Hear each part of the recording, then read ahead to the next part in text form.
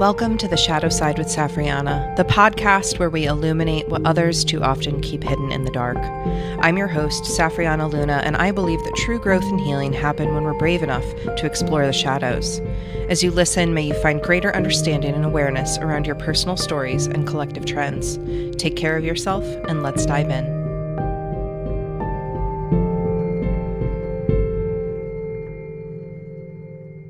Hello, welcome back to another episode of The Shadow Side with Safrianna. I'm Safrianna Luna, the queer spirit guide, a licensed trauma therapist and coach, healer's healer, teacher, author, speaker, all of the things, whatever I feel like doing because I'm a manifesting generator.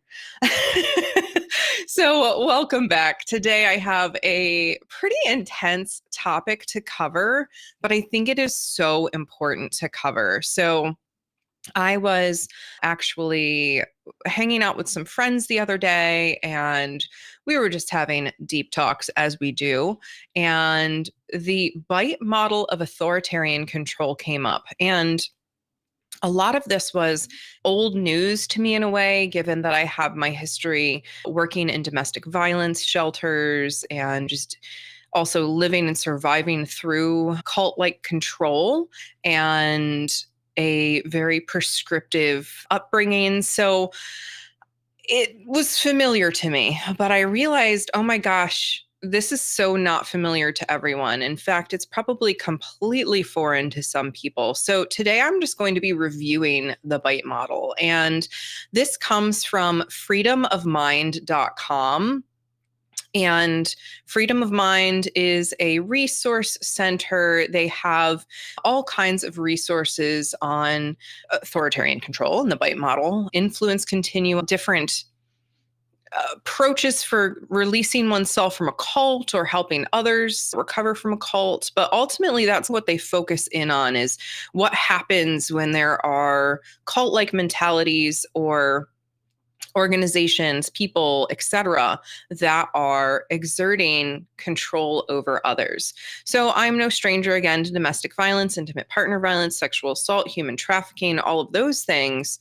But we don't often talk about or look at the more innocuous places that control can show up, such as in churches or in government or in spiritual groups or even hobby groups or shared interest groups where there just is an equal level of power and control. The bite model, I'll be sharing some details in the chat as well, so you can follow along there. But again, I'm talking today about the bite model of authoritarian control that Freedom of Mind has on their website. You can download this, all the details for free. But if you want to hear someone talk about it, that's what I'm here to do. So BITE stands for behavior, information, thought, and emotion. Now, what's really interesting to me as I just start there and orient there is that we have very little control ourselves over anything in this 4-quadrant value system here: behaviors, emotions, thoughts, and information, except for our behavior and maybe the information that we take in. But as I've really seen over the last years, honestly, it's been years, there is in many cases a limitation to the kind of information that people can access. People literally have limited access to where they can get their news sources in certain cases, how they hear their news, how they receive information. Like, all of that can be controlled and limited for people. But generally speaking, we do have the capacity to go and fact check and look up other information. But the only other thing on here is behavior that we have any form of control over, because we decide how we act out in the world, but we can't necessarily control the thoughts or the emotions that immediately move through our systems. That's something that I would teach clients with the ABC model of CBT, A standing for antecedent, B for belief, and C for consequence. And essentially that teaches that when there's an outside input or a situation occurs, the antecedent, the thing that happens before we respond, we have a belief or a thought that immediately runs through our head. We have no control over that. It's like instantaneous. This is the first thing that I think or believe about myself based on this external thing.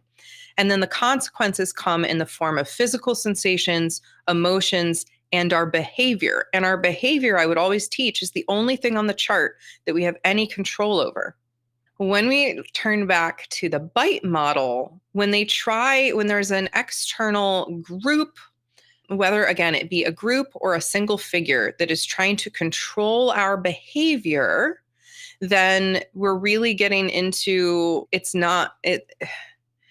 is it even in my control anymore, right? Or is this I'm behaving out of safety? So normally we're so in control of our behavior that we don't think we are. But when it comes to this authoritarian control, we can actually literally lose control of our behavior if we are not mindful and aware of what is happening. So when an authoritative group or an authoritarian group, wants to manipulate, they will attempt to dominate and regulate their members' behaviors. This might look like strict rules. It might look like a reward system. It might look like punishment. It might look like not giving individual autonomy, right? If you're a part of our group, you can't do that anymore. You can't think that anymore. So behavior control, and again, I really want to reiterate, this could be happening from an individual person, an organization, a government, a church, an MLM, any kind of structure that can create almost like a cult-like or control mentality. So behavior control can look like really trying to regulate somebody's physical space or their physical reality, determining when, where, and who they can spend time with. They can control clothing and hairstyles, regulate someone's diet, mess with people's sleep. They can require there to be permission for any decision to be made. And then we get into the really extreme categories, but behavior control can look like physical punishment. It can look like physical assault, sexual assault. It can look like all forms of really awful physical stuff. And we are more likely to be controlled if we are afraid we're going to come to imminent harm, of course. So it's just really important to point out, like, behavior control can come in the form of these little subtle things, like a family being like, oh no, as long as you live under my roof, you can't do that. That could be applied to a cult-like situation, but it also can escalate all the way up to that, like, actual physical harm. It's important to understand that when we are under duress and there's that threat of physical harm coming our way, we are more likely to be controlled because we don't want to keep repeating the outcome we don't want of that harm. And so behavior control can come in all kinds of ways. I know a personal example for me when I was in a group that unfortunately, like, I was being abused, and one of the leaders, who was my partner at the time, always was insistent that I have my hair and my clothing a certain way. And that kind of fed into the way the rest of the group looked. Like, it was optics of how the group looked and the group cohesion and his preferences, but not necessarily mine. And that can be like a mid-tier, right? When somebody is literally controlling how you dress, how you can keep your hair, right? So you can see some religions certainly push these sorts of things. There's no individual behavioral autonomy. This is what you do. This is how you do it. And if you are fully in the know, like, you're fully aware, you're fully embodied, and that's what you want for yourself genuinely outside of coercive control, then cool, yay.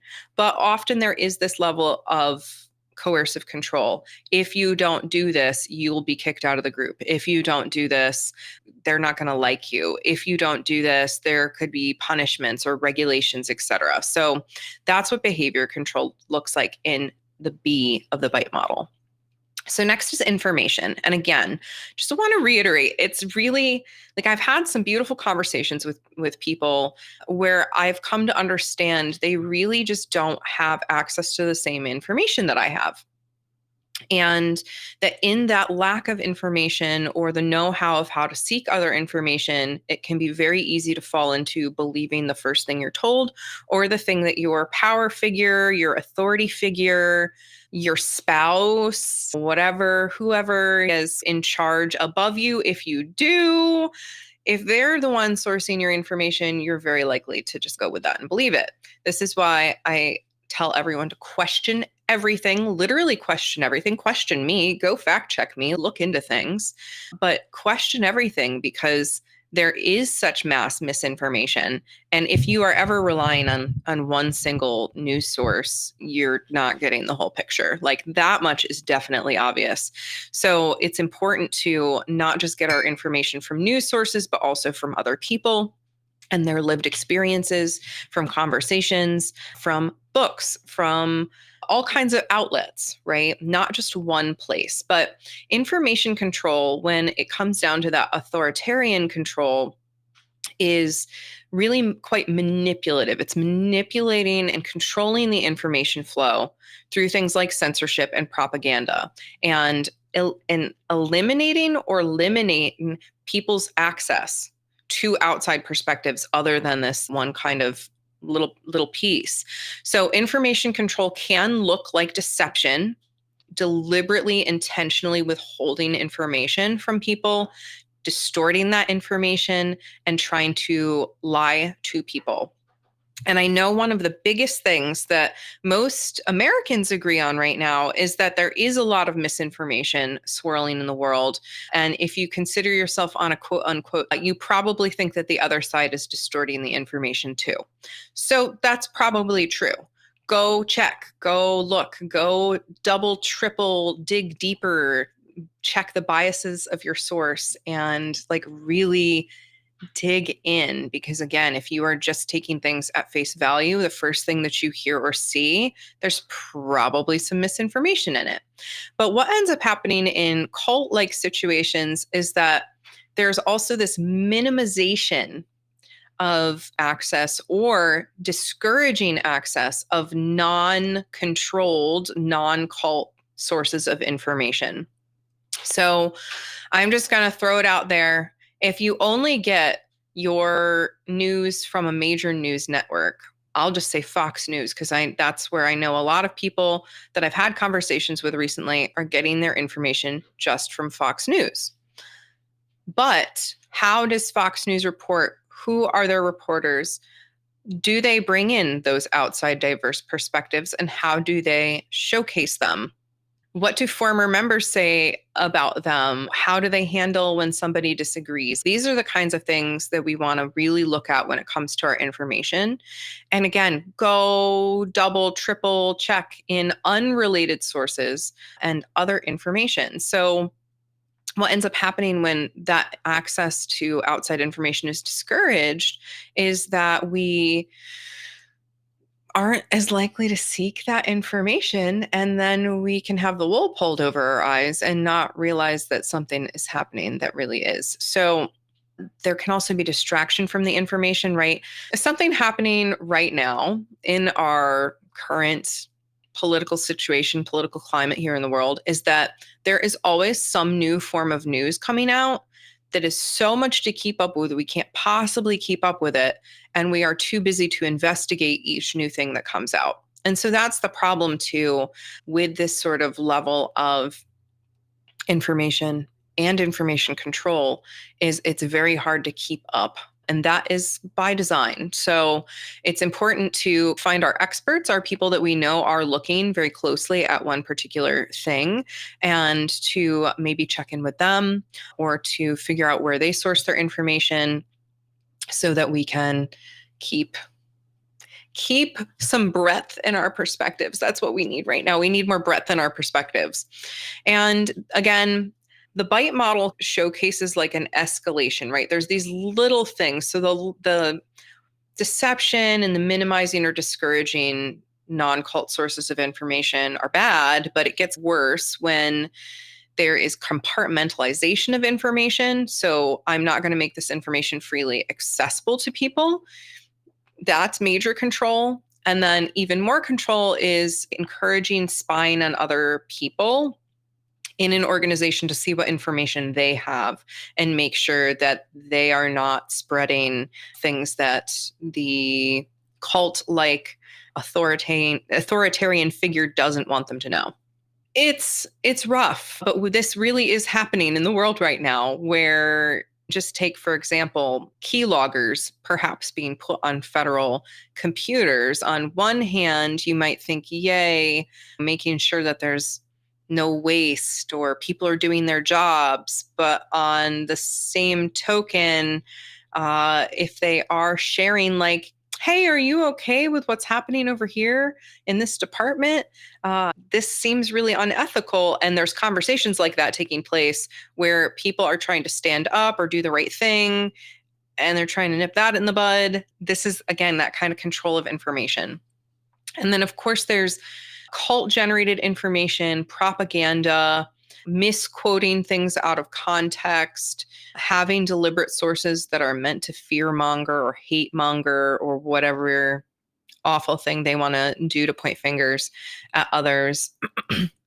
And then, last but not least, unethical use of confession. So that can be like manipulating someone's shadows, using their information against them to blackmail, to control, to even potentially withhold forgiveness or even implant false memories. So information control can show up in all kinds of ways, but ultimately limits how we access information. So the next one is thought control. So first of all, many of us don't even know how to think on a day-to-day basis because we've been told all kinds of things. We've been told to be this way, do this thing. This is what you believe. This is how we believe in this family. This is what we believe at this organization. This is what we believe in our church, whatever it may be. So a lot of us are already questioning our own internal thought landscape. And in authoritarian control, those who want to manipulate really focus on psychological techniques to help shape the beliefs, the attitudes, the critical thinking, just the individuality in the community of its members. And they really want conformity, right? In order for an authoritarian to get their way, there has to be conformity. There has to be this, like, okay, I'll do that. And that is the ugly reality, right? They wouldn't be able to have this kind of control if every individual said, no, that's not right. I'm not doing that. But many of us have already been primed due to the systemic stuff around us to just bow our heads to the authority figure and just go with it because we're afraid to be abandoned. We're afraid to be left behind. So in authoritarian control, thought control can look like basically forcing a doctrine as truth, right? This is the truth. Very black and white thinking, very good versus evil, and very us versus them. Now, if you know me, I have talked about the us versus them a billion times because it's the number one thing I think if we could do away with, a lot of our problems would be solved. But if you are being taught to think that other people are less than you, less worthy, less valuable, less important, whatever, because your group or your community, your church, your government, your whatever needs to stay on a pedestal, that's potentially authoritarian control, probably authoritarian control, honestly, because putting people in boxes and treating them like, oh, those are the good ones and those are the bad ones is super reductionist and not healthy at all. And that's just super problematic. So we have to do away with that. And that's the minimum level of thought control. So again, I just said most of us don't know how to think for ourselves. Look around at how many people play the us versus them, the good versus evil game. It is an overwhelming amount of people. So then layer on top of that things like loaded language, and I think they're called thought eliminating cliches, where you just, it is what it is. And then there's no arguing that. So you just stop talking. When someone's, oh, this is just how I feel. If you have a problem with it, you can go over there or whatever. There's no room for dialogue. That can absolutely be a form of this thought and or behavior control. And this is where we see buzzwords, right? Right now, woke is like super under attack. And what is what's the actual history of woke? What's the actual story behind it? What did it actually mean to its original people before it was twisted by groups trying to control the narrative? So, thought control can look like there's certain thoughts or certain ways of being that are good and proper, and there are others that are not. Absolutely, in cults, there can be hypnotic techniques, there can be memory manipulation, and all kinds of things. That's, again, the more extreme end of the spectrum. But the big things that I think most of us know about or know to look for are the thought stopping techniques that shut down our willingness to look at reality, because there's positive, like toxic or spiritual bypassing. So it's, oh, don't think that, just go meditate, or no, just pray that away. Or my favorite in one of the situations I was in that was very cult like was just, oh, just shape shift your problems away magically. Like, you don't have to look at that. And when we don't look at the shadow, when we don't confront the unpleasant, the uncomfortable, the harmful, it perpetuates the harm. It keeps the cycle going. So it's so important that we do lean in.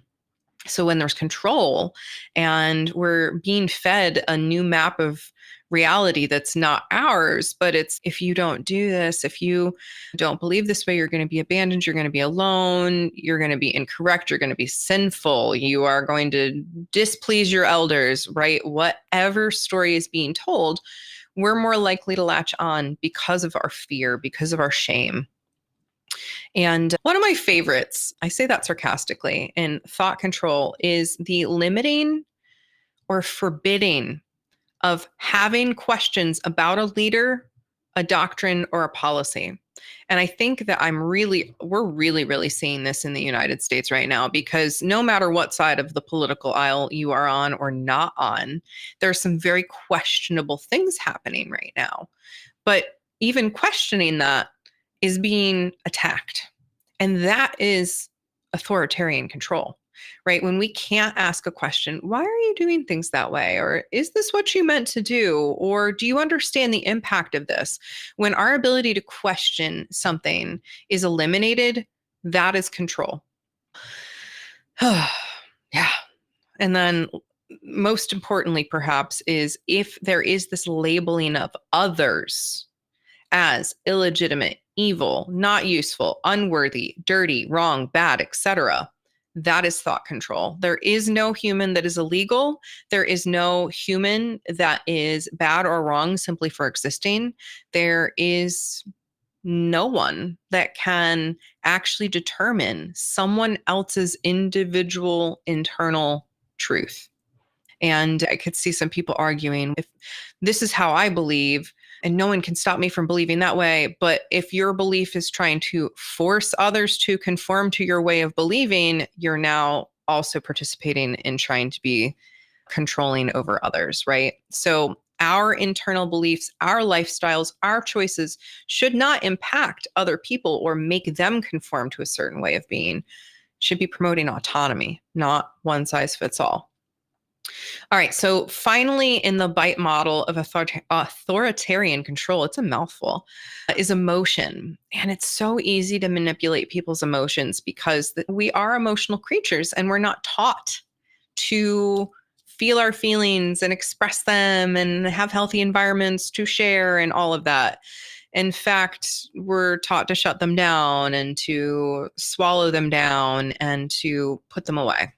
Manipulative organizations, governments, figures, etc., can really foster a sense of dependency and a sense of loyalty in their people through things like love bombing, guilt, and fear-based indoctrination.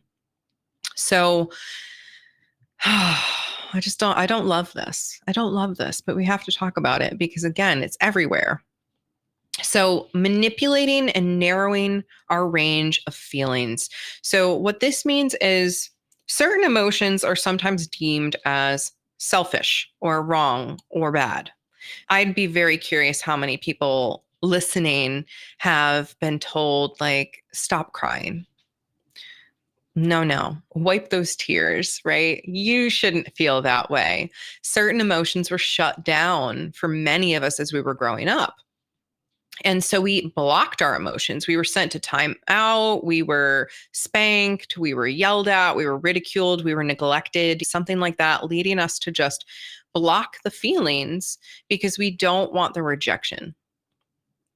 And so, in situations, cult like situations, they will narrow and eliminate people's feelings. Oh, you're not allowed to feel that way.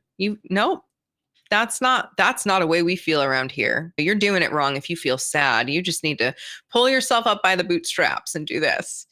So there can be emotion stopping techniques that are taught to block people's feelings of anger or doubt or fear or whatever might be coming up. And things can be twisted, turned around so that people believe problems are always their fault, that they are doing something wrong, that it's not the leader, it's not the group, it's the individual. And I have personally been in several situations where the leader of the group could not be questioned, or there were multiple people even that would bring up issues, but the leader would just pass it off as that's a you problem, even though there were multiple people saying this isn't working for me. If a leader is not able to listen to and be with other people's emotions, if there's a need to shut down or limit or control, it's potentially cult. It is potentially authoritarian control. And when somebody is always, it is just me, this follows me wherever I go, no matter what I do, nothing's good enough, they're going to be more susceptible, again, to just kind of bowing the head to the authority figure, trying to do whatever they can do to fit in. And along with emotional control can be promoting that sense of unworthiness based off of some of the following kinds of things.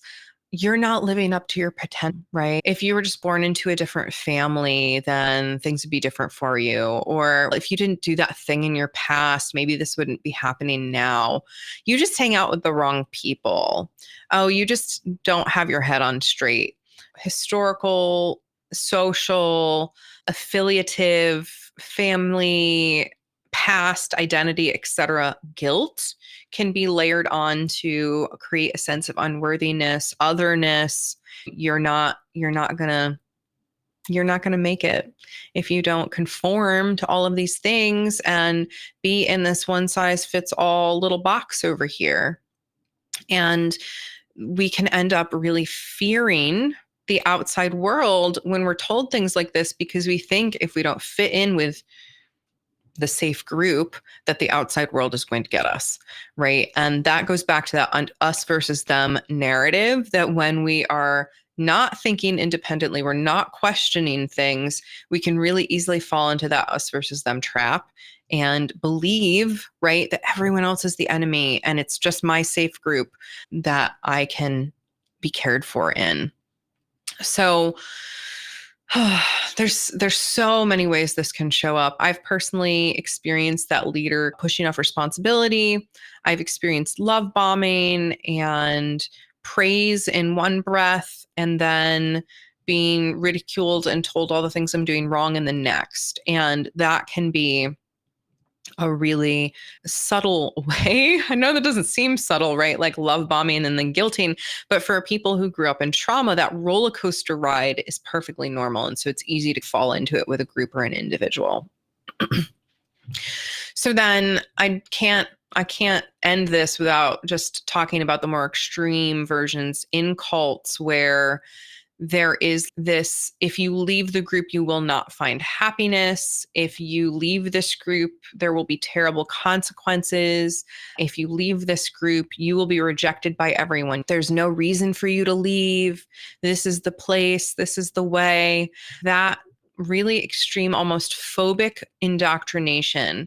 Those techniques look like creating irrational fears for people, so that if they leave the group, they really may believe they will be alone. They will have no one. And I know so many people recovering from religious, capitalistic, and even ideals based. They really did believe if they left the group, they would never find happiness or fulfillment again. Right. And then you layer in things like hell, demonic possession, disease, all kinds of things.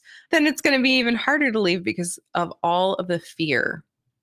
So, all of this to say, my friends, that if someone is trying to make you feel afraid, if someone is trying to make you other people, if someone is trying to make you conform, if they're trying to tell you how to look, how to act, how to think, how to be, how to vote, how to show up in the world, if people are telling you that you are going to go to hell if you do something that they don't want you to do, all of these are examples of authoritarian control. And the bite model, again, goes into all of this.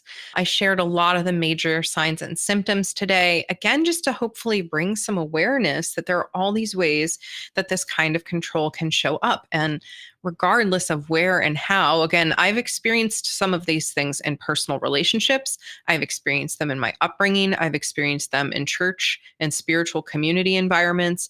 I've experienced them in social groups where we were joined for a mutual purpose. The cult-like piece, the scary, get the heck out of their piece, is if there is the control. If you're all coming together in love and light and you're having a good time and you're happy to be there, and if you don't show up, no one's going to come knocking on your door wondering where the heck you are and why you're not showing up and doing the things that you're required to do to be a part of the group, you're probably okay. But if you are finding yourself literally experiencing fear or shame for not participating the way that you've been expected to, then you very well may have some authoritarian control on your hands, and it may be time to exit. Of course, there's all kinds of resources out there for you if you are looking to get out of a negative situation. The freedomofmind.com is one such potential. And then, of course, if it's domestic violence or human trafficking related, there are all kinds of organizations out there if you search domestic violence online that can help with that. And I have resources on my website as well. So heavy topic. And I just invite you to take some breaths here, right? Whether you've been in a situation like this, you're reflecting and realize you may be in a situation like this, or you want to avoid it in the future. You have the authority within you. You are your figure. You are your leader. Look to yourself, look to your highest self, look to the messages that your soul wants you to hear, that your heart wants you to hear. You don't have to look outside of you for every single answer. And if someone outside of you, again, whether church, individual, political figure, whatever, if anyone is telling you this is how to think, be, feel, it's a sign to run, that it is not for you, because you are a beautiful, unique individual and no one can prescribe a way to be for you. So I hope that no matter your circumstances, whether you have been, are in, or know someone in a situation with almost like a cult-like mentality or cult-like behaviors where there's control, where there's fear, where there's shame being spread like wildfire, there are supports for you out there. I see you. I believe in you. I love you. I know you can get out. I myself have gotten out of many negative situations, so I know how challenging it can be, but also how empowering and necessary it is. So don't hesitate to reach out if you need more information. Head over to freedomofmind.com if you want to read more about the bite model. It's under their resources. And if there are other topics that you want me to cover, whether it be something specific from this, sharing more examples, or going in depth on something else, please let me know. I'm here to serve and to just really keep sharing the shit that we don't want to talk about, right? No one wants to talk about authoritarian control, but because we don't talk about it, it pervades and it's still happening. And so many hundreds of thousands, if not millions of people are under coercive types of control in so many different situations. And I believe if we were just able to talk about it more and not be so afraid to dive into the shadows, that these problems would begin to lift. We would begin to enter a new era where this kind of control doesn't work anymore because individuals are empowered, self-loving, and really standing in their authentic truth. So be that light in the world, shine your authentic truth, and know that that in of itself makes a tremendous impact. All right. Until next time, my friends, I'm Safrianna Luna. I love you. I'm cheering you on. Bye for now. That brings us to the end of this conversation today. Thanks for being brave enough to walk in the shadows with me. If you found value in this episode, please consider subscribing to Shadowside with Safrianna wherever you listen to your podcasts, and leave a review to help others find this space of transparency and expansion. You can also connect with me at safrianna.com or livinglunas.com for more information. Until next time, know I'm loving you fiercely and cheering you on.